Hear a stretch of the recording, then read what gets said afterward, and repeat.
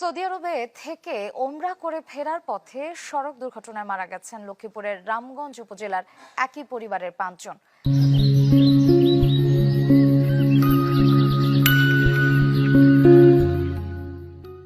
স্বজনরা জানান, সৌদি আরবের আবহা শহরে হোটেল ব্যবসা করতেন মিজানুর রহমান।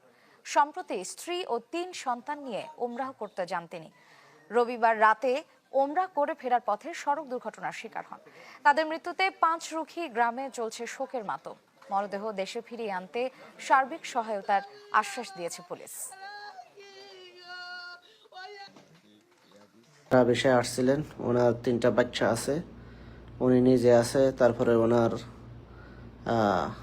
ওনার ফ্যামিলি মোট ৫ জন, ওনার সাদিকের ফ্যামিলিরা হচ্ছে ৩ জন। তো ৩ জনের মধ্যে ড্রাইভার সহকারে মোট ৯ জন।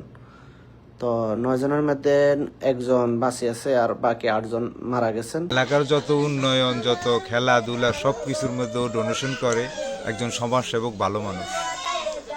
আমার বাগিনাটা সৌদি আরবে মৃত্যুবরণ করিয়েছে। এখন আমরা ঊর্ধ্বতন কর্তৃপক্ষের কাছে সবিনয় অনুরোধ করিতেছি, আমাদের লাশটা যেন আমাদের মাঝে অতি দ্রুত একটু পৌঁছিয়ে দেয়। ভাই আছে, সবদের সাথে দেখা টাকা করি। কালকে রাত্রে রেস্টুরেন্টে খাইছে, খাওয়া দাওয়া করি এরা রওনা হয়ে মাঝপথে আসিয়ে গাড়ি অ্যাক্সিডেন্ট করছে আর কি। রাত্রে ৩টার দিকে আমার ফোন দিচ্ছে।